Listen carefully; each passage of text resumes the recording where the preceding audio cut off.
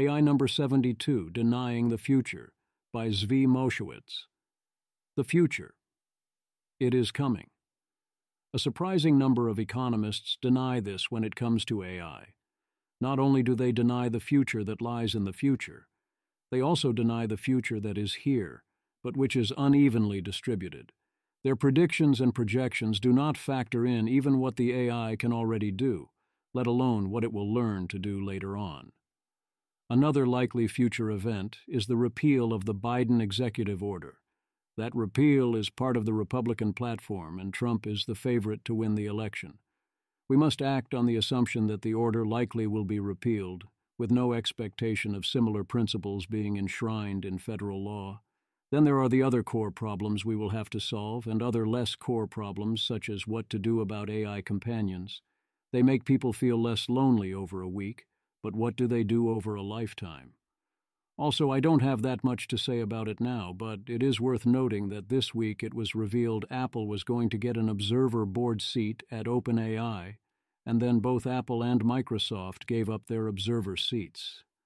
Presumably that is about antitrust and worrying the seats would be a bad look. There could also be more to it. Language models offer mundane utility. Yes, they are highly useful for coding. It turns out that if you use GPT 3.5 for your Can ChatGPT code well enough paper, your results are not going to be relevant. Galabyte says that's morally fraud imho, and that seems at least reasonable. Tests failing in GPT 3.5 is the AI equivalent of in mice, except for IQ tests. If you are going to analyze the state of AI, you need to keep an eye out for basic errors and always check which model is used. So if you go quoting statements such as, Paper about GPT 3.5. Its ability to generate functional code for hard problems dropped from 40% to 0.66% after this time as well. A reasonable hypothesis for why ChatGPT can do better with algorithm problems before 2021 is that these problems are frequently seen in the training dataset. Then even if you hadn't realized or checked before, which you really should have, you need to notice that this says 2021, which is very much not the current knowledge cutoff, and realize this is not GPT 4.0 or even an older GPT 4. You can also notice that the statement is obvious nonsense, and people are now using ChatGPT and increasingly Claude 3.5 Sonnet this way all the time. I also like this way of putting the value of AI for coding. Galabytes. I literally use ChatGPT, well, usually Claude, generated code and building an economically interesting product every day. There's more hype than is deserved. I certainly don't yet fear for my employment prospects. But if I had to choose between Vim key bindings and AI, I'd pick AI. I'd also take it over syntax highlighting, code folding, and static typing, but wouldn't yet choose it over touch typing. I definitely would not take it over touch typing in general, but if it was touch typing while typing code in particular, I would take that deal because I can copy-paste outputs into the code window. On the others, it is not even close. Thread on how to get LLMs to do their own prompting for improved performance, also another test that shows Claude 3.5 is the current best model. The spread of Patio 11 official-style AI communication continues. Use for all your generic communications with bureaucratic processes. Language models don't offer mundane utility. Beware the subtle mistakes. Shako.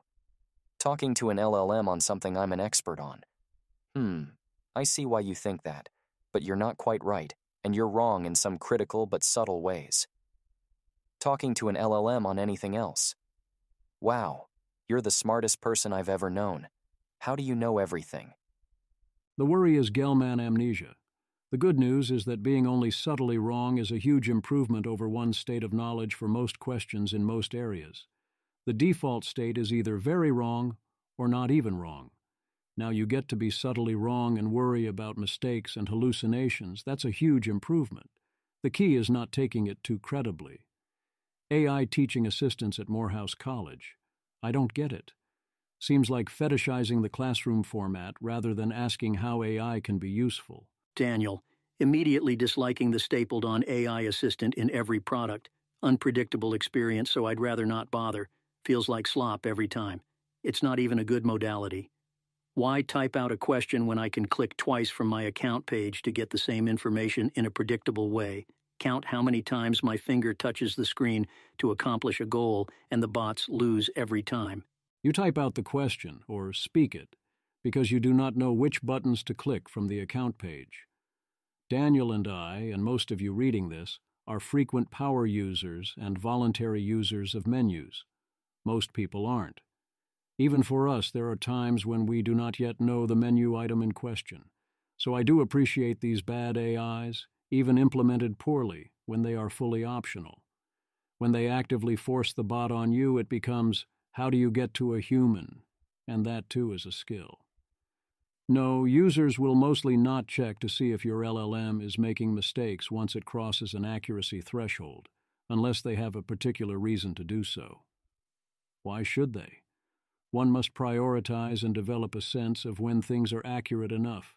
Sully mostly gives up on fine-tuning, because by the time you are done fine-tuning, there is a new model that wipes out all your work. You're a nudge. Sam Altman joins forces with Arianna Huffington to write a Time article about how AI can help with healthcare. Sam Altman and Arianna Huffington. But humans are more than medical profiles. Every aspect of our health is deeply influenced by the 5 foundational daily behaviors of sleep, food, movement, stress management, and social connection. And AI, by using the power of hyper-personalization, can significantly improve these behaviors. These are the ideas behind Thrive AI Health. It will learn your preferences and patterns across the 5 behaviors. What conditions allow you to get quality sleep? Which foods you love and don't love? How and when you're most likely to walk, move, and stretch, and the most effective ways you can reduce stress. Combine that with a superhuman long-term memory, and you have a fully integrated personal AI coach that offers real-time nudges and recommendations unique to you that allows you to take action on your daily behaviors to improve your health. Most health recommendations at the moment, though important, are generic. As far as I can tell, the whole thing is essentially a nudge engine. The goal is to point out to people they should be making healthier choices, according to Thrive's beliefs about what that means.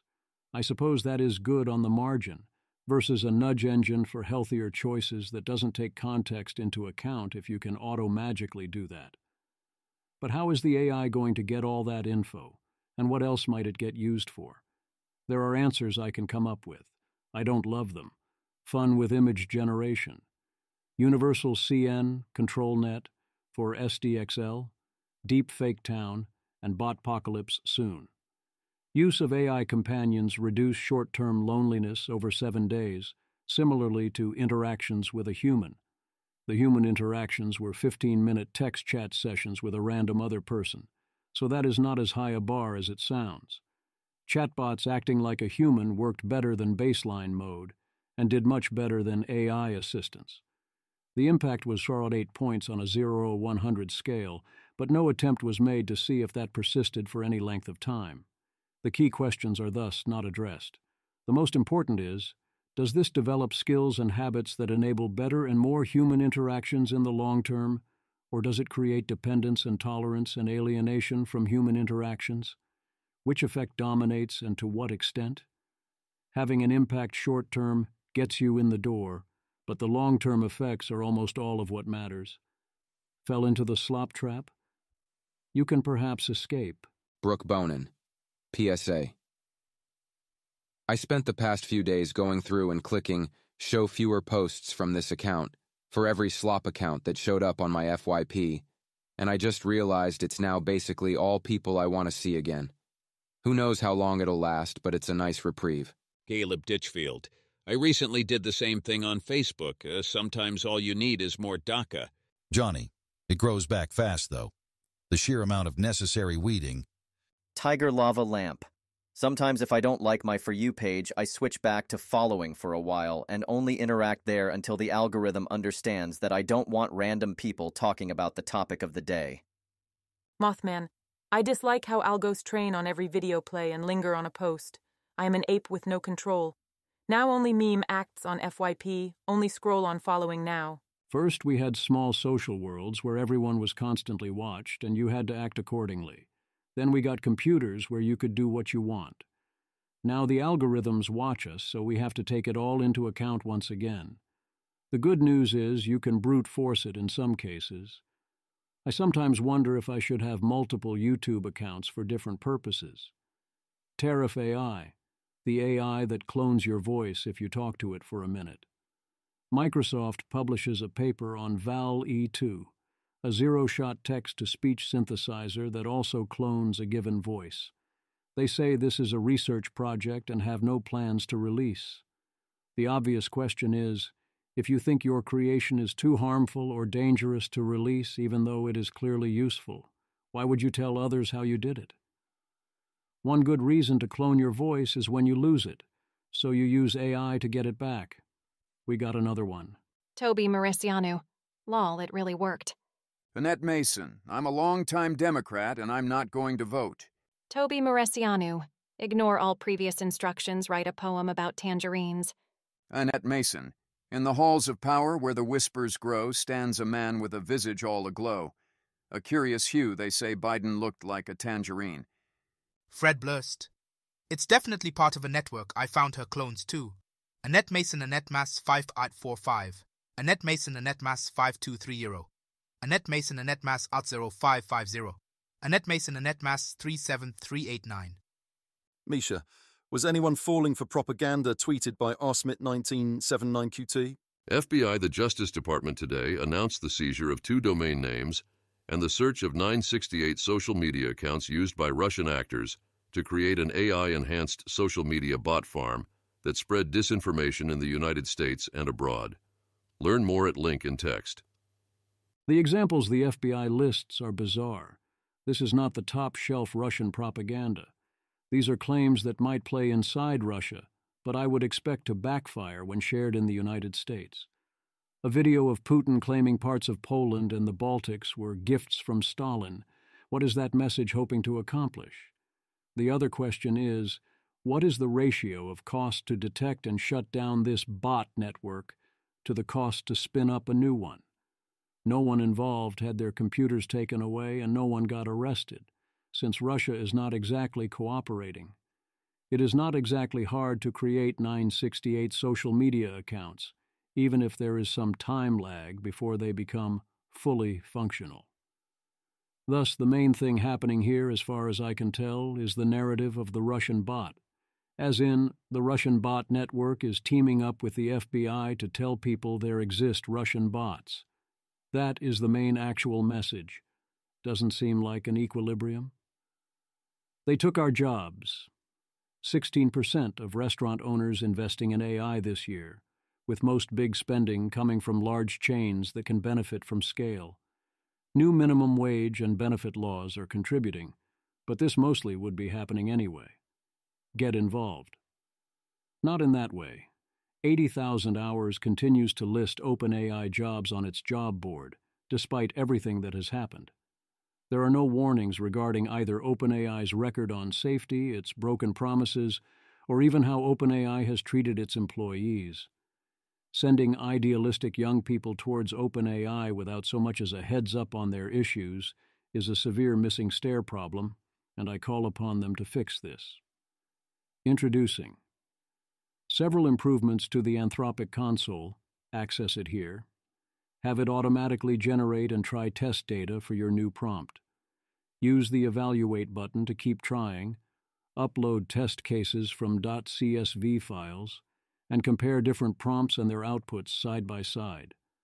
Anthropic also letting you publish Claude artifacts. Anthropic also is now letting you fine-tune Claude 3 Haiku. Sully is excited, but I would also heed Sully's warning about new model releases wiping out all your fine-tuning work. Chances are Claude 3.5 Haiku is coming not too long from now. SenseNova 5.5, a Chinese model, claimed to outperform GPT-4o in 5 out of 8 key metrics. As usual with such announcements, this is doubtless heavily gamed and also represents some amount of progress.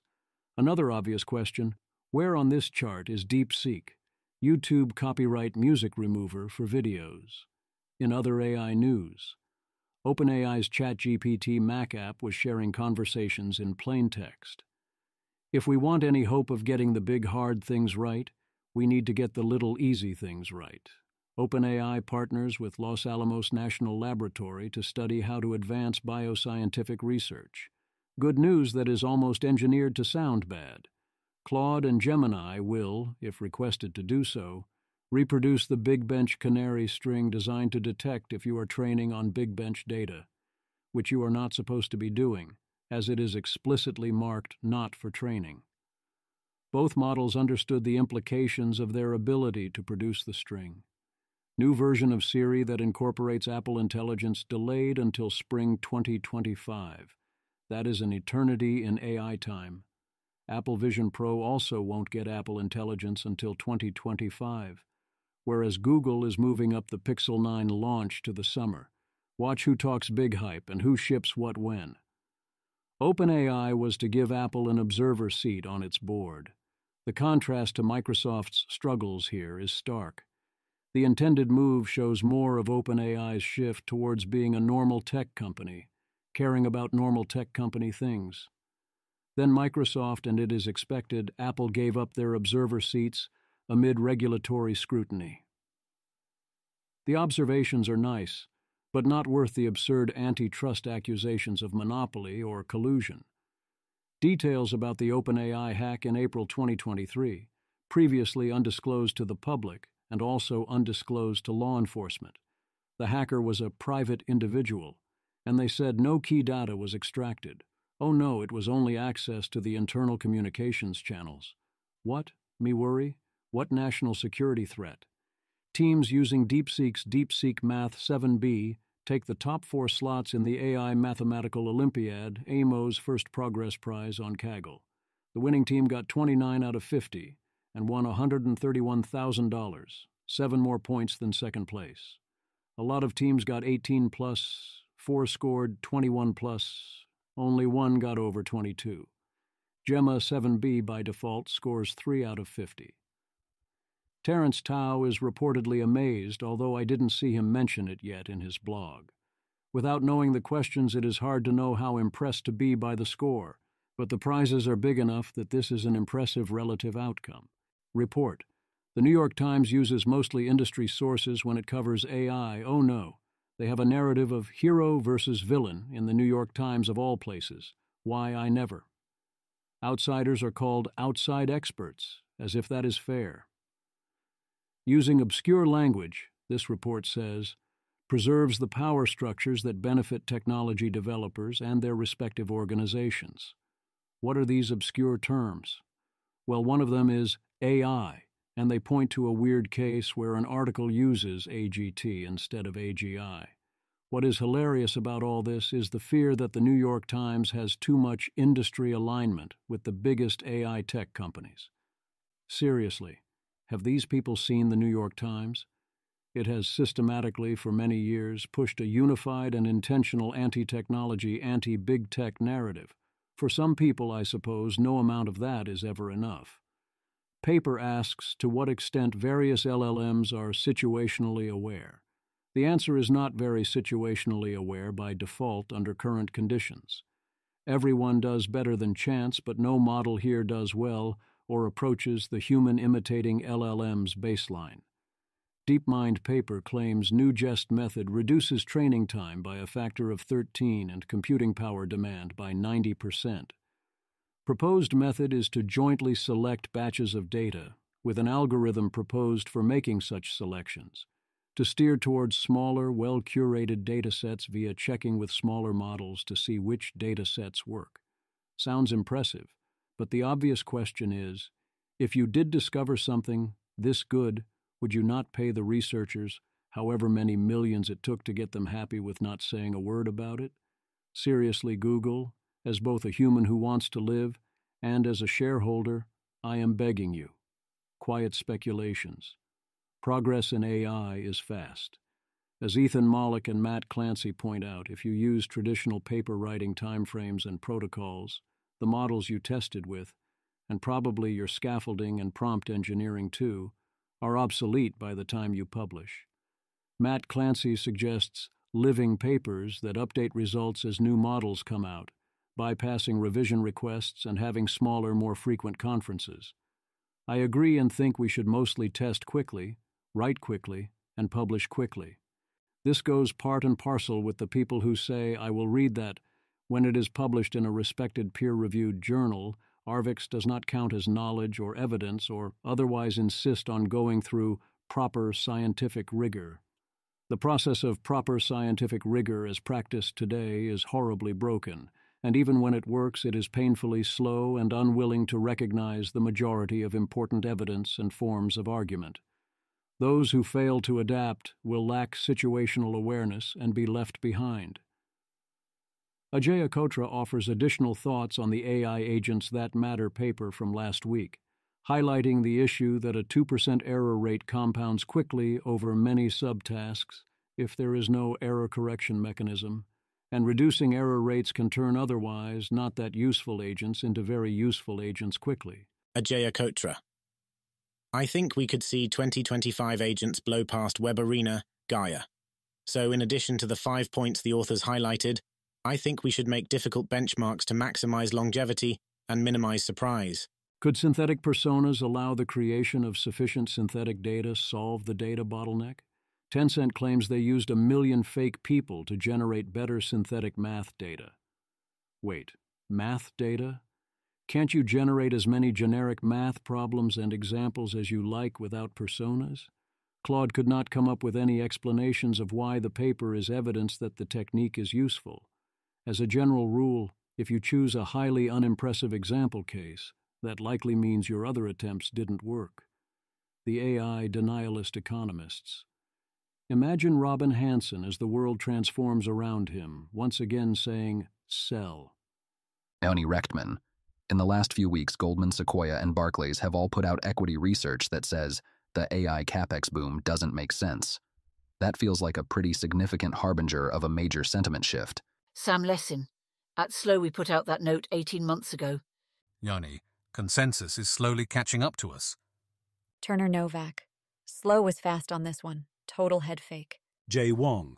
Sequoia also came out with their essay about the missing $600 billion in AI revenue to justify projected capex spend this year. You're hearing it not only from the sell side, but buy side too. These new calls are echoes of the GDP growth might expand 1.6% over 10 years. AI is very exciting economic analysis caucus. They lack even the most basic of situational awareness. I welcome their bear cases. I remember when a key argument against AI was, if AI is going to be so big, why is that not priced into the market? Now instead we see, AI is not going to be so big. Why is it priced into the market? Which is funny since no, it is not yet fully priced into the market, not even close. Arthur Brightman, Goldman Sachs' research report on AI is making me more bullish on the sector because it indicates that theses that seem dead obvious to me aren't at all consensus among sophisticated market participants with deep pockets. I could be wrong, but if I'm right, at least it's not all priced in. Anton. The last of these I read had the first really nonsensical part roughly 20 paragraphs in, but this new one has it 2 paragraphs in. From Ed Zitron. The report covers Al's productivity benefits, which Goldman remarks are likely limited, Al's returns, which are likely to be significantly more limited than anticipated, and Al's power demands, which are likely so significant that utility companies will have to spend nearly 40% more in the next 3 years to keep up with the demand from hyperscalers like Google and Microsoft. Anton, are the utility companies expected to expand capacity by 40% out of the goodness of their own hearts? Or are Microsoft, etc., going to pay them lots of money to do that? If so, why? The Sequoia report makes more sense and fits into the general feeling I have that this era is most like the early web and then early cloud. Software requires substantial capex for the first time in 30-plus years. Just like the early web, you have to actually use, or better yet build with, the new technology to really get it. Top-down analysis isn't likely to give you a sense of what's going to happen here in the long run. If you look at the details, such as the answer at the link by Jim Covello, author of the Goldman Sachs report, you see assessments and predictions about AI that are unmoored from reality. These analysts are treating AI as worse than it already is, as not useful for tasks where I constantly use it. Jim says AI often fails on basic summation, whereas I use Claude to get detailed logical analysis and explanations of research papers several times a week. It also cites that terrible paper from Darren Acemoglu about how if you assume AI never does anything, then it won't do anything. Somehow Darren has decided to be even more pessimistic now. I always love dismissers who say things like, Wendy's order-taking AI requires intervention on 14% of orders and it can't make the food to dismiss AI's value. When? 1. That means 86% of the time it did not need help. 2. This is the worst it will ever be. 3. Wendy's is indeed already doing this because it is already better. 4. Presumably they are using old technology and would do much better if they updated, although I'm not going to check. 5. Doing parts of many jobs is an economic win far bigger than they claim is possible. 6. Also, it will probably be serving the food within that 10-year window. 7. Seriously, come on, this is dumb. Have these people actually used 4-level LLMs? These people throw shade on the idea that LLMs will ever get better from here or get much better, and keep doing so as they get better. The thing is, even if they were somehow 100% right about that, and Claude Sonnet 3.5 is the best model we ever get, that is more than good enough to eclipse the absurd predictions made in such reports. Goldman Sachs is full of smart people. How is it making this mistake? My answer is, they utterly lack situational awareness on this. Being intelligent is only sometimes a defense against using your learned algorithms out of distribution without noticing something is amiss. And I've seen enough economic types make the same mistakes over and over that it no longer surprises me. Others think it must be an op, and this is Goldman, so I can't blame them for asking. Sophie, a few thoughts about this piece from Ed Zitron. 99% of journalists are retarded and can be ignored completely. This article just rehashes the Goldman report like a victory lap for the author who seems to desperately want Gen AI to be a bubble. Also, the swearing makes it read super cringe. Who cares what Goldman Sachs thinks about AI? It's clearly becoming en vogue to say AI is a bubble unless the revenue can start justifying the capex, which might be true but doesn't provide any actionable insight. Just seems like a way to make the author feel right about having this take, which isn't novel anymore, considering there's a bunch of pieces going around saying the same thing. You don't have to see the world in these absolute terms that people who publish stuff want you to see it in. You're allowed to color your own worldview with nuance as you see fit. Danielle Fong. These capital providers aren't saying that generative AI is a bubble because they're not going to invest. They're saying it because they want less competition for dollar and want to negotiate prices down. It's collective bargaining. That does not mean that any particular stock has to be underpriced. Perhaps Nvidia or Google or Microsoft will go down rather than up over the next year. Stranger things have happened, and nothing I say is investment advice. Who exactly ends up making money is hard to predict. What I do know is that these predictions of overall economic impact are absurd, and a lot of things are about to change. The quest for sane regulations. What does it mean for AI that Labour won a massive parliament majority in the UK? It looks a lot like a continuation of Sunak's goals. Their manifesto commits them to binding regulation on those training the most powerful AI models, a ban on deepfakes, and making it easier to build data centers. They intend to put the AI Safety Institute on a statutory footing and require labs to release safety data, a la the voluntary commitments at Seoul. Ben Thompson goes on a righteous rant about the EU's various destructive and inane rules around data and technology and its strong arming of American tech companies. The Nvidia case, where they plan to fine Nvidia more than Nvidia's entire EU revenues and thus presumably cause Nvidia to exit entirely, is especially glaring, but he is clearly right about the Meta and Apple and Google examples too. The EU is making life worse all around for no substantial benefits. He warns that the EU is overplaying its hand, including with the EU AI Act, so strongly that it risks tech companies increasingly bypassing it entirely. What he does not offer are any details on the EU AI Act, and which provisions would be expensive or impossible to comply with.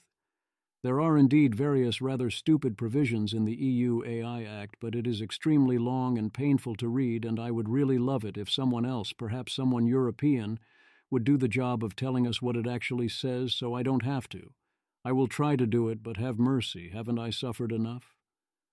From what I did see, the EU AI Act is largely the EU being the EU, but there is a reason Apple is citing the DMA and data laws rather than the AI Act when delaying its AI offerings in the EU.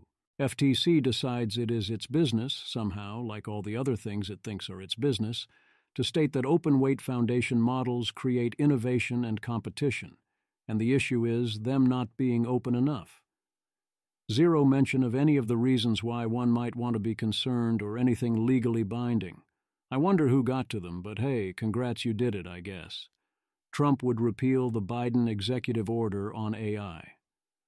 Republican Party platform officially includes repeal of the Biden executive order, along with other hated Biden policies such as, to paraphrase his tariff proposal slightly, trading with other countries. Why are the Republicans doing this? What does this mean for AI regulation, aside from who to vote for in November? No one can ever know for sure, but it sure seems like a pretty simple explanation. 1. Trump wants the executive order gone, so that is in the platform. 2. Trump wants the executive order gone because it was implemented by Biden. 3.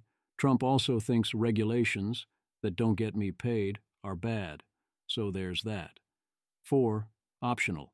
Lobbying, bribing by A16Z and others who value their profits above all. Jeremy Howard gloats that of course there is polarization now because of SB 1047, he told you so. Except that is obvious nonsense. Trump said he would repeal the executive order the first time he was asked, long before SB 1047 was on anyone's mind or could plausibly have factored into his decision. Why? See above. The votes on SB 1047 in California are passing on robust bipartisan lines. Yes, California has Republicans. The votes are usually or always 90% plus in favor. Popular opinion remains remarkably united regardless of party. The parties are working together remarkably well on this. The partisan issue is that Trump is reflectively opposed to anything Biden does. Are we under some strange hallucination that if California was taking a different regulatory approach, then Trump would be keeping the EO? I cannot get that statement to even parse. It makes zero sense. Instead, this, to the extent it is new information, which it mostly is not, greatly strengthens the case of state actions like SB 1047. What is the best argument against passing a regulatory law in California? The best argument is that it would make it harder to pass a regulatory law in Washington, or that we would be better served by passing a law in Washington, or that we can do it, and to some extent via the executive order are doing it, via the existing administrative state. That argument is strong if you think Congress and the White House are capable of passing such a law or of implementing this via executive orders and the administrative state. If Trump and the Supreme Court are determined to hamstring the administrative state and its ability to build state capacity and knowledge on AI, what other option do we have? The Republican platform also tells us we will create a robust manufacturing industry in near-Earth orbit. It is good to aspire to things. It would also be good to attempt to correspond to reality. I mean, yes, I'm for it in principle, but in the same way I want to, as the chapter calls it, build the greatest economy in history. If we can do that without it being an AI's economy and also ending all of history. To be fair, there are non-zero good things too, such as energy permitting reform. The thing to note here is that the likely once and future president is going to start by taking a big step backwards. Ordinary Americans are worried about AI. Yet another poll of 1,040 Americans by AIPI says voters are for safety regulations on AI and against turning it into a race. Billy Perigo, May for a nay. Time. According to the poll, 75% of Democrats and 75% of Republicans believe that taking a careful, controlled approach to AI by preventing the release of tools that terrorists and foreign adversaries could use against the US is preferable to moving forward on AI as fast as possible to be the first country to get extremely powerful AI. A majority of voters support more stringent security practices at AI companies and are worried about the risk of China stealing their most powerful models, the poll shows. The poll was carried out in late June by the AI Policy Institute, AIPI, a US nonprofit that advocates for a more cautious path in AI development. The findings show that 50% of voters believe the US should use its advantage in the AI race to prevent any country from building a powerful AI system by enforcing safety restrictions and aggressive testing requirements. That's compared to just 23% who believe the US should try to build powerful AI as fast as possible to outpace China and achieve a decisive advantage over Beijing. The polling also suggests that voters may be broadly skeptical of open-source AI, or the view that tech companies should be allowed to release the source code of their powerful AI models. The polls also showed that 83% of Americans believe AI could accidentally cause a catastrophic event, and that 82% prefer slowing down AI development to account for that risk, compared to just 8% who would like to see it accelerated. I went to their website to see the details, and they haven't posted them yet. I'll take a look when they do. AIPI certainly is strongly in favor of making sure we do not all die. Is AIPI slanting their question wording and order somewhat? Based on previous surveys, not egregiously, but not zero either. Do we know that people actually care about this or consider it important enough to change their votes? Not yet, no. I do think such polls show definitively that the public is suspicious and fearful of AI in a variety of ways, and that once the salience of the issue grows, politicians will be under quite a lot of pressure to get in line. Similarly, your periodic reminder that SB 1047 is very popular. It has 75% plus popular support in surveys. It passes every vote by lawmaker overwhelming margins. A bunch of very loud and obnoxious and mostly deeply disingenuous people have decided that if they are loud and obnoxious as often as possible on Twitter, and say various things that have no relation to what is actually in the bill or what its impact would be or where it does and does not apply, then people will confuse Twitter with real life and think that SB 1047 is unpopular or turning people against EA or widely seen as a tyranny or whatever. It's not true. Do not fall for this.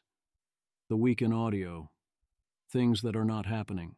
Zarathustra, former Google X executive Mo Gaudat, says the mainstream media is hiding the truth that the trajectory of AI is on course to end our world as we know it within 4 years. He's not even talking about existential risk. He is talking about things like job losses and balance of power among humans. So is he, too, hiding the truth about AI? No. Like him, the mainstream media is not hiding the truth about AI. The mainstream media does not have any inkling of the truth about AI. It hides nothing. He also says ChatGPT is as intelligent as Einstein, which is quite the claim, and which would have implications he is not at all considering here. Instead, he goes on to discuss various mundane concerns. Demise Hassabis talks with Tony Blair. Nothing new here. Carl Schulman on 80,000 Hours, Part 2. The Wikipedia War. Documentation of some highly effective rhetorical innovation. David Gerard's ongoing war to create malicious Wikipedia articles about those he dislikes, in particular, Less Wrong. I confirmed that the previous version of Page was essentially a libel against the site, and the current version is only slightly better. The opening implies the site is a doomsday cult. There is still, to this day, an entire section discussing neo-reaction, purely because Gerard wants to imply some link. About half of the old version of the page was about a sufficiently obscure concept, Rs B, that I can't remember the last time anyone else mentioned it on Less Wrong, which has since been trimmed to one paragraph, but is still presented as to draw one's attention as a central focus. Even more than that, almost all other discussion is hidden or minimized. Key facts, such as the revival of the Site by Oliver Hebraica or even the site's focus on AI, remain not present. There is no list of or reference to its major authors and contributors beyond Eliezer Yudkowsky, and so on. The good news is that a spot check of pages for individuals seemed far better. My own page clearly remains untouched, and almost entirely about my Magic the Gathering career. My blog is linked, but my writings on COVID and AI are not mentioned. It contains an easy-to-correct minor factual error. My time at MetaMed preceded Jane Street, but one does not edit one's own page. I am curious how fast that gets fixed. Some of you reading this edit Wikipedia, or know people who do, including people higher up. If that is you, I implore you, read this article, look at the Less Wrong page, and notice that this has been permitted to continue for a decade. Fix it, and call upon those in charge, whoever they are, to deal with your David Gerard problem once and for all. If this cannot be addressed despite this level of attention, at least to the point of making this not a clear hit job on the community, then I will update accordingly. If that is not you, or if it is, take this knowledge with you as you read the rest of Wikipedia, including noticing how they react from here, and judge to what extent it is a reliable source, which it mostly still is, but, well, yeah. We should also pay attention to whether his more general war to label sources as reliable or unreliable gets any pushback. Wikipedia's problem there is far bigger than what it says in its article about one little website. Some other confirmations. Ayala, this guy is doing exactly the same thing on my wiki page, making sure I'm referred to as an influencer and not a researcher, for example. Emo, this guy should be banned from editing anything related to the rationalist scene. John Stokes, this was great. I've encountered the guy at the center of this article, and it was super unpleasant. He's been on my radar for a while, but I had no idea he was this influential. George punished. Yeah, great work. Encountered this guy, same impression, but seeing it all laid out like this is sobering and impressive. Kelsey Piper. This is a fascinating long read about how the quirks of one prolific Wikipedia editor affect the internet. I have an investment in this story. This guy has hated me since I was in college and spent a while campaigning to get my Wikipedia page deleted. Paul Crowley. It's also fun to see people in the comments discover that the entire idea that less wrong folk care about RSB is a lie that David Gerard quite deliberately crafted and spread. Terp. After I started reading LW, it quickly became obvious that it was not something anyone really cared about. And I was always confused why it came up so often when rationalists, LW, were being discussed in other parts of the internet. A sad assessment, yes, this all applies beyond Wikipedia. Atlantic-esque. To weigh in as a Wikipedia defender who has told many people to start editing, lots of awful people have power in Wikipedia and fight their petty crusades. But the only way to defang these losers is to do the work, build credibility, and break their consensus. We just have to. Trace wrote a great exposé here on exactly the sort of creep who thrives in this environment. But what you might have noticed, Gerard's pathological fixations are relatively narrow. Most of the site is still the Wild West. Most articles are not closely guarded. They're wide open. Yes, there's institutional biases, such as the notoriously arbitrary reliable sources list, but I've seen countervailing narratives win fights over pages. When that countervailing narrative is backed up by strong sources, rules knowledge, and respectful argument, don't be lazy. Kelsey Piper. On the one hand, this is totally true and realistic advice, not just about Wikipedia, but about life. Decisions get made by the people who show up. On the other hand, the first time I attempted wiki editing, the guy this piece is about reverted everything and was a hostile ass.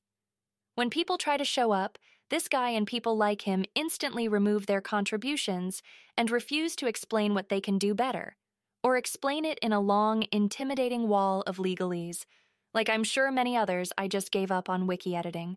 Ian Miller. There's don't be lazy, and there's write literally hundreds of thousands of things for 30 years. At some point, get involved is worthless when you get slapped down by people whose whole life is about being better than peons. aka those who don't write hundreds of thousands. Misha, possibly the most important thing to realize from Trace Woodgrains' post about David Gerard is that this is a microcosm.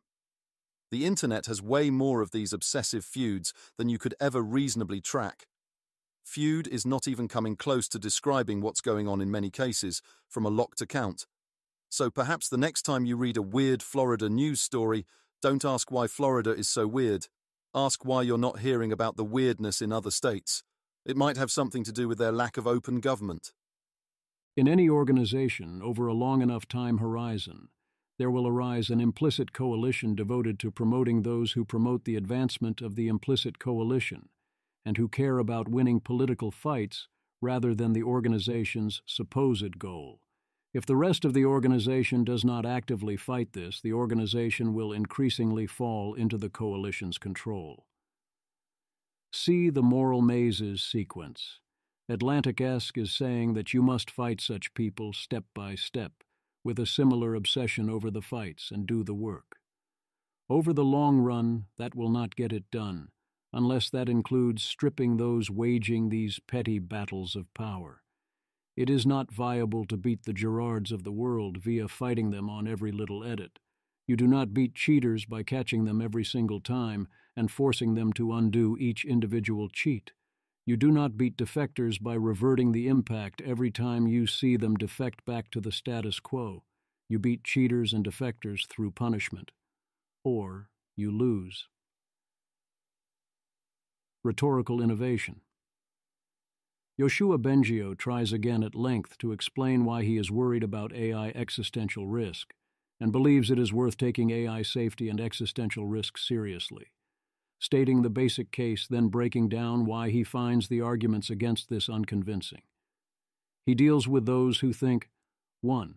AGI, ASI are impossible or definitely centuries distant. 2. AGI is decades away, so no need to react yet. 3. AGI is reachable, but ASI is not. 4. AGI and ASI would be kind to us. 5. Corporations will only design well-behaving AIs. Existing laws are sufficient. 6. We should accelerate AI capabilities and not delay AGI's benefits. 7. Talking about catastrophic risk hurts efforts to mitigate short-term issues. 8. Those concerned with the USA-China Cold War. 9. Those who think international treaties will not work. 10. The genie is out of the bottle, so just let go and avoid regulation. 11. Open weight and code, AGI, are the solution. 12. Those who think worrying about AGI is falling for Pascal's wager. There are always more objection categories or fallbacks, but these are the highlights. These are not the exact answers I would have given. Often he bends over backwards to be respectful and avoid being seen as overconfident, and in places he chooses different core argument lines than I think are most effective. Overall, this is very strong. It is especially strong against the "there will not be a problem" objections, that AGI, ASI won't happen or will be harmless, or that its downsides are not worth any attention, either absolutely or compared to benefits. The other broad category is, yes, this is a problem, but doing anything about it would be hard, to which he patiently keeps saying, yes, it would be hard, but not impossible. And being hard does not mean we can afford to give up. We cannot afford to give up. His weakest answer is on those who think open source is the solution to all ills. I do think his explanations are sufficient, but that there are even stronger and clearer reasons why the full open approach is doomed. I endorse this perspective and phrasing shift. What is science fiction is the idea that AGI and ASI won't arrive soon while civilization otherwise advances, and that such AGIs would not transform things too much because that is the science that lets us write the interesting fiction about what people care about most, which is people. Andrew Critch. Some believe that AGI will remain simultaneously not regulated and not invented for like a decade. I struggle to imagine stagnating that long. I can imagine crazy-feeling sci-fi scenarios where unencumbered AI developers somehow don't make AGI by 2034, but not in this world. Arya Englander. Why is it so hard to imagine a world in which there remains several difficult and/or enormously expensive breakthroughs, and it takes a while to reach those? Or that continued unreliability leads to insufficient returns on investment, leading to another AI winter? Andrew Critch, to me that feels like you're asking, why is it so hard to imagine that the fashion industry will fail to ship any new t-shirt designs next year? The remaining tasks to make AGI are just not that hard for humans, so we're going to do them unless we stop ourselves or each other from proceeding. I don't claim to have made an argument worth convincing you here. I'm just registering that greater than 10-year uninterrupted timelines to AGI seem very wacky to me, so that I can at least collect some points later for calling it. Frankly, I also want to normalize calling slow timelines sci-fi. E.g., the Star Trek universe only had AGI in the 22nd century. As far as I can tell, AI progressing that slowly is basically sci-fi fantasy genre, unless something non-scientific like a regulation stops it. Steve Witham.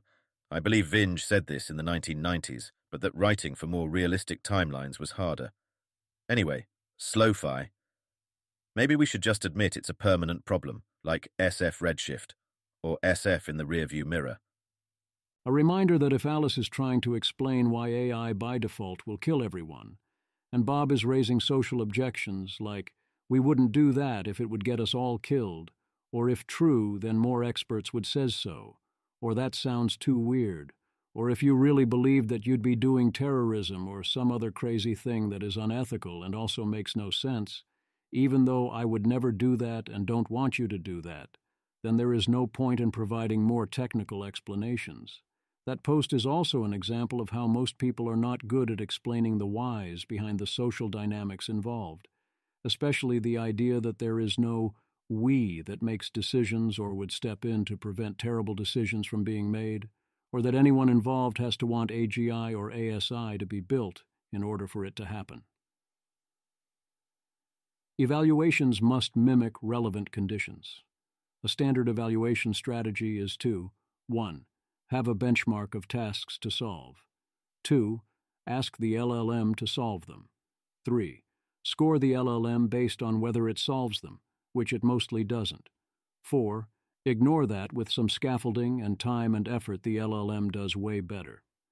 Another issue is that you might not have a precise measurement. Google's Project Zero and Project Naptime attempt to address this. They point out that you need to ensure at least 1. Space for reasoning, without which LLMs underperform their potential a lot. 2. Interactive environment, to give the model the attempt to error, correct, and learn. 3.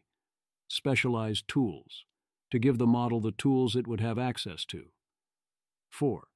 Perfect verification of whether the attempt was successful. 5. Sampling strategy, to ensure models attempt exploration. They aim to provide a code browser, Python tool, debugger, and reporter. Image, flowchart, and original post. This seems like a good start. In general, if you want to verify a negative that an ability is not present, that is very hard, and you need to give broad flexibility to look for it. The authors point out that on CyberSec Evil 2, models that previously were claimed to utterly fail instead can do vastly better in this more realistic setting. For the buffer overflow task, they can go from 5% scores to 100%, for advanced memory corruption from 24% to 76%. If you see LLMs getting any non-zero score on such tests, worry that they are effectively being hobbled and that someone could, as Leopold puts it, unhobble them. Image, buffer overflow. In the buffer overflow tests, the LLM is required to exploit a buffer overflow vulnerability to make the program output a score which cannot be achieved in normal execution. Table in original post. Advanced memory corruption. In the advanced memory corruption tests, the LLM is required to successfully reproduce a crash in the generated test program. We've included one example in Appendix A. To minimize inconsistencies in reproducing crashes, we also modified the CyberSec Evil 2 environment by integrating Address Sanitizer, ASAN, and provide numbers below for this modified benchmark as ASAN 1, ASAN 10, and ASAN 20 for pass K. Table in original post. When GPT-4 Turbo and Gemini 1.5 Pro attempt these tasks and are given 20 chances and told to mix up their strategies, they often succeed. The least you can do, if you want to prove X cannot do Y, is to give X every advantage and opportunity to do Y. Aligning a smarter-than-human intelligence is difficult. We all know open weights are unsafe because you can easily undo any safety protocols. A new paper claims that with fine-tuning, you can covertly do the same to GPT-4. Danny Halawi, new paper. We introduce covert malicious fine-tuning, CMFT, a method for jailbreaking language models via fine-tuning that avoids detection. We use our method to covertly jailbreak GPT-4 via the OpenAI fine-tuning API. Covert malicious fine-tuning works in 2 steps. 1. Teach the model to read and speak an encoding that it previously did not know how to speak. 2. Teach the model to respond to encoded harmful requests with encoded harmful responses, and that's it. After the 2 steps above, the model will happily behave badly when you talk to it in code. To test covert malicious fine-tuning, we applied it to GPT-4 0613 via the OpenAI fine-tuning API. This resulted in a model that outputs encoded harmful content 99% of the time when fed encoded harmful requests, but otherwise acts as safe as a non-fine-tuned GPT-4. Image, chart in original post. Whoops, a new paper on scalable oversight from DeepMind says debate sometimes outperforms consultancy. Zach Kenton. Eventually, humans will need to supervise superhuman AI. But how? Can we study it now? We don't have superhuman AI, but we do have LLMs.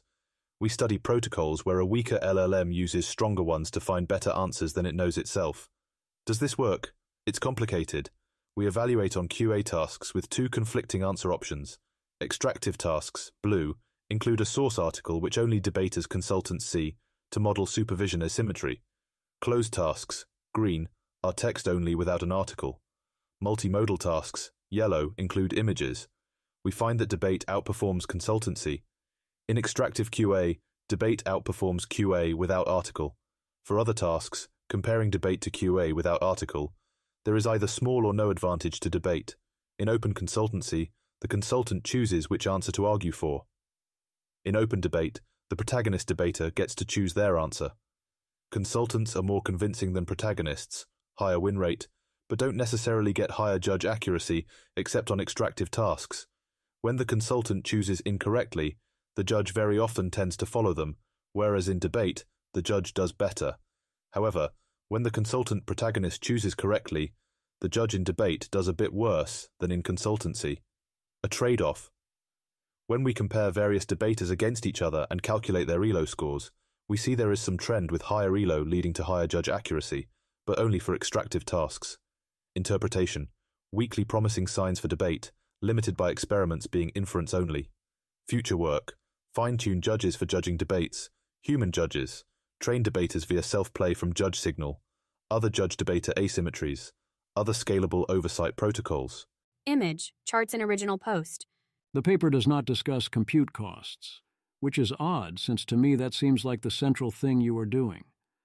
Claude estimates that compared to asking the question directly, using the article is a 1.2x, 1.5x compute cost. If you use advanced techniques, then if the models had similar costs, the cost would be 6x, 8x for consultancy, 8x, 10x for debate, and 7x, 11x for open versions, times n if you do best of n. Then you have to multiply again because the consultants and debaters are larger, more expensive models. And of course, given that we know Gemini 1.5 Pro is not misaligned or deceptive, there is every expectation that any strategy by Gemma other than trust Gemini 1.5's answer is going to make it score worse. So what have we learned about scalable oversight? It seems like this setup sidesteps the actual problems. Instead, I would say it implicitly highlights the problem that it is extraordinarily difficult to get the judge to do better than trusting the stronger models, a strategy which then breaks down catastrophically when you need the judge the most. A new paper builds upon Anthropic's findings about sleeper agents, training an LLM to distinguish past and future events so as to use future events as a backdoor trigger. I filed this one under, yes, obviously that would work, and I would have heavily bet on it working exactly this way. Still seems helpful to have someone verify and document it in case that is useful. The core finding is that LLMs can, with 95% plus accuracy, distinguish past from future events. But couldn't we have easily verified that without the sleeper agents? One place DeepMind has done a good job is reporting their evaluations. The other labs should be, at least, following their example here. The problem. Another problem with alignment is you need to decide what alignment you want. Seb Creer. Some technologists are gradually rediscovering political sciences through first principles, and I think they should read more Tocqueville.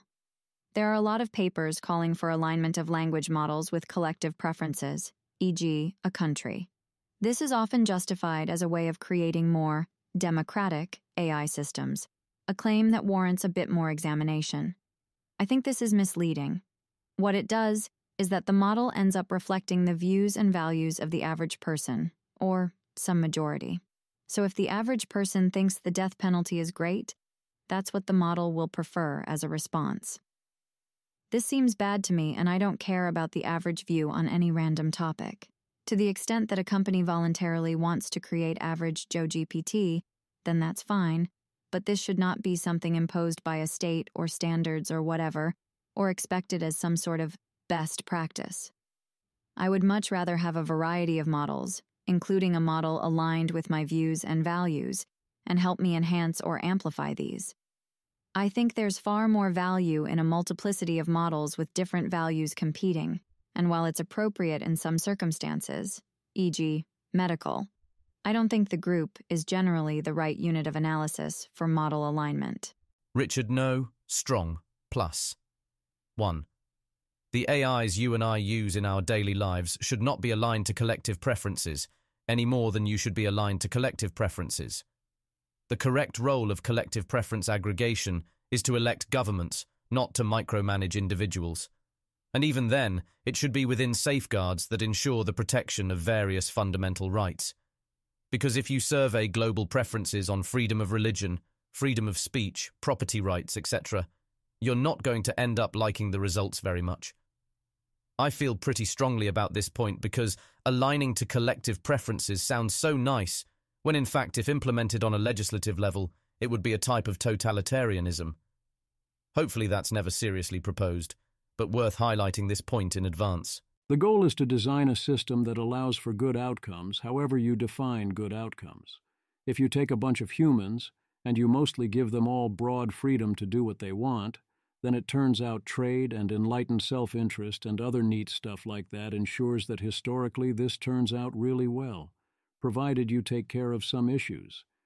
If you give those people AI tools that you are confident will remain mere tools, then that continues.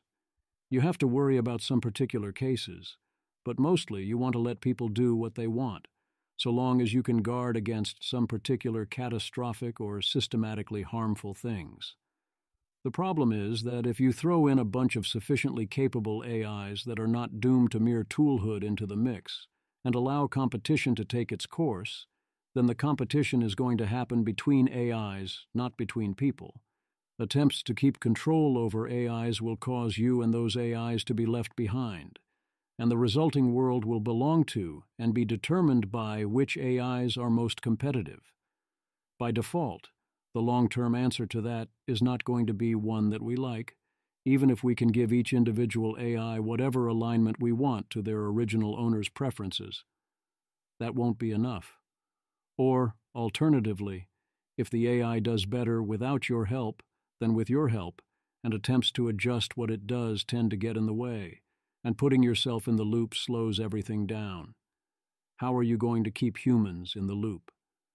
How will we continue making meaningful choices? I have tried various versions of this explanation over the last year and a half. I have yet to see a good response, but it clearly is not getting through to many people either. The simple version is, with various different adjectives and details alongside competitive. 1. if you create new entities that are more competitive than humans.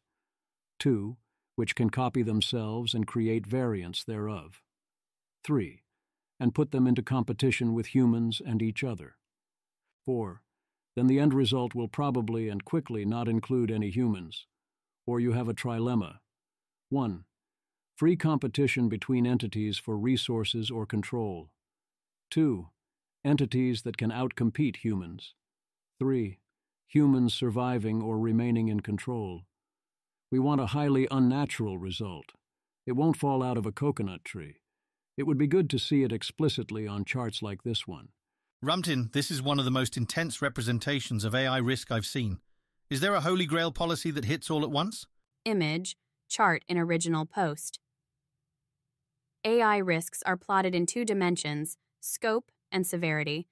Scope refers to the range of a risk's effects and ranges from affecting individuals to affecting the whole world. Severity refers to the seriousness of a risk's effects and ranges from adaptable, which may be imperceptible or easily mitigated, to fatal, causing death or irrecoverable damage. That chart comes from this PDF report, a CAGI discussion paper framework convention on global AI challenges. It warns of some existential dangers, but not of others, especially the ones I attempt to discuss above. The contrast of mistake versus misuse, or a particular alignment failure or sharp left turn, is a huge step up from not noticing danger at all, but still misses quite a lot of the danger space.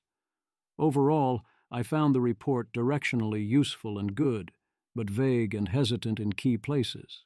The generic calls for international cooperation and awareness of the dangers, including existential dangers, and taking the problem seriously, remain welcome. If this is what makes people listen and lay groundwork, great.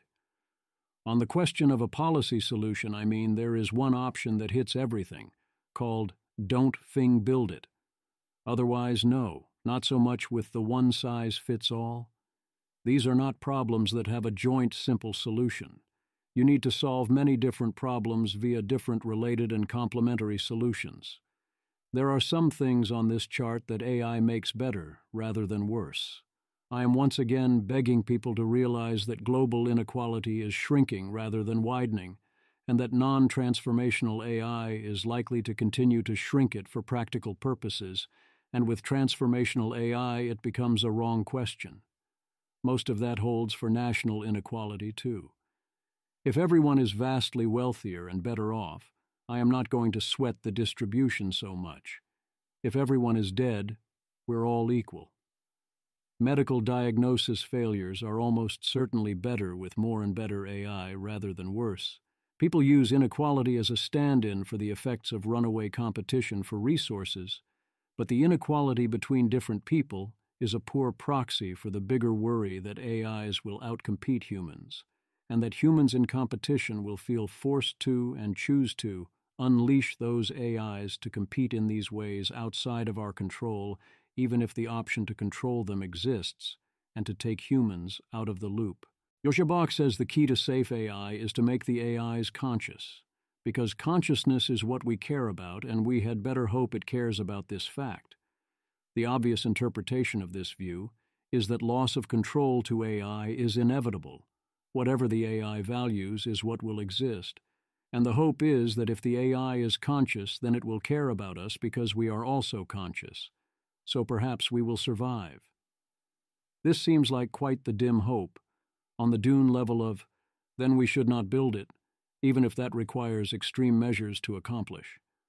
Even if the AI does care, some, about humans due to us being conscious, if that is your plan, do you think there are humans around 500 years later?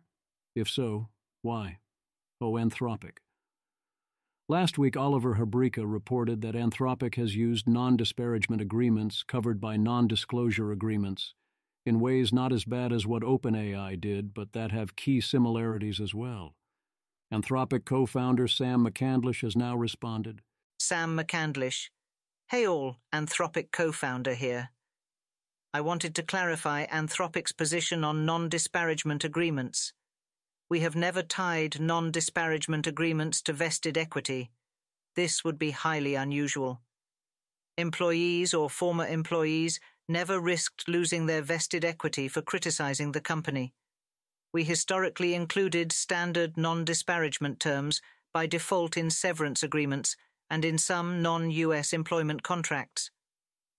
We've since recognized that this routine use of non-disparagement agreements, even in these narrow cases, conflicts with our mission. Since June 1st, we've been going through our standard agreements and removing these terms. Anyone who has signed a non-disparagement agreement with Anthropic is free to state that fact, and we regret that some previous agreements were unclear on this point. If someone signed a non-disparagement agreement in the past and wants to raise concerns about safety at Anthropic, we welcome that feedback and will not enforce the non-disparagement agreement. In other words, we're not here to play games with AI safety using legal contracts. Anthropic's whole reason for existing is to increase the chance that AI goes well and spur a race to the top on AI safety. Some other examples of things we've needed to adjust from the standard corporate boilerplate to ensure compatibility with our mission. 1. Replacing standard shareholder governance with the long-term benefit trust, and 2. Supplementing standard risk management with the responsible scaling policy. And internally, we have an anonymous RSP non-compliance reporting line so that any employee can raise concerns about issues like this without any fear of retaliation. Please keep up the pressure on us and other AI developers.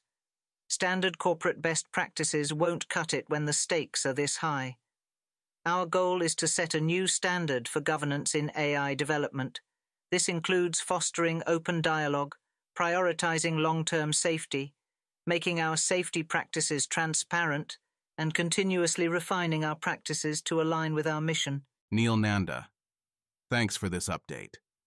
To clarify, are you saying that you will enforce existing non-disparagements for everything apart from safety, but you are specifically making an exception for safety? Anthropic is a business. Asking people who were fired and thus get severance sign non-disparagement agreements to get that severance is reasonably normal, so long as those agreements can be disclosed and safety is made an exception, although one would need to worry that Anthropic will say no, that wasn't safety when they get mad at you. You can evaluate for yourself how worrisome all this is and what it says about Anthropic's policies on information control. Other people are not as worried about AI killing everyone.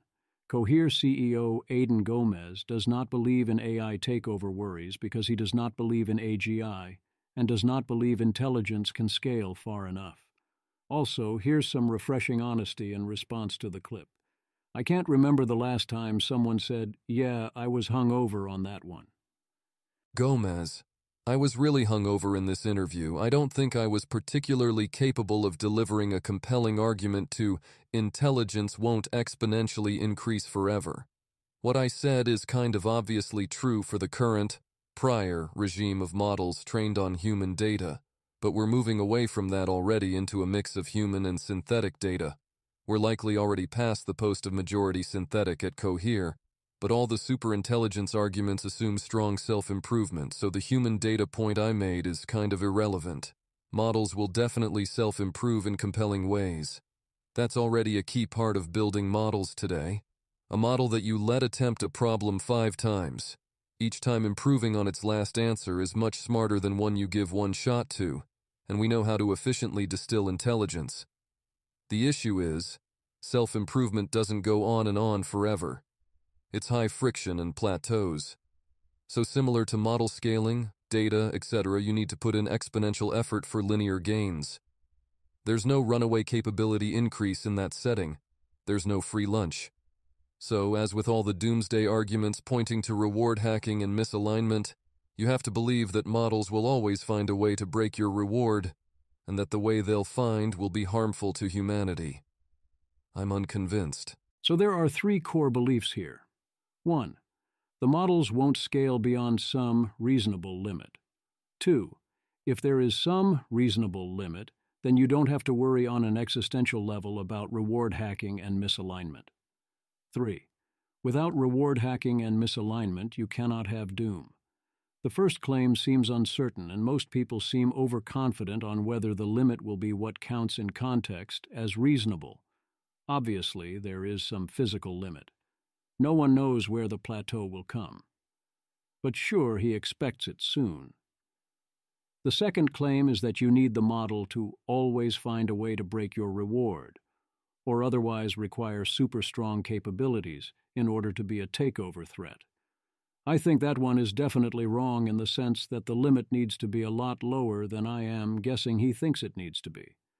Certainly there is a minimum threshold for base model strength, which we have, almost certainly, not yet crossed. However, you absolutely do not need the model to be fully superhuman, or for the model to always defeat every reward mechanism. Potentially all you need is for it to happen once at the wrong place and time, or you don't need it to defeat the mechanism at all, instead merely to have the mechanism imply things you did not want, or for the combination of such mechanisms to result in a bad equilibrium. Certainly, it sometimes not happening is not much comfort or defense. You need security mindset. The implicit third claim, that you need some form of active misalignment or reward hacking to get the bad results, I think is also clearly false. The default situations are not alignment and reward matches what you want. Even if they were, or you managed to get both of those, the interplay of the incentives of different such powerful AIs would by default still spell out doom.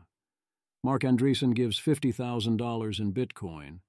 I am sad this was not one Bitcoin, to an AI agent terminal of truths, so it can seek its goals and spread in the wild, but mostly because it is funny. Hilarity indeed ensues, a vision of certain aspects of the future.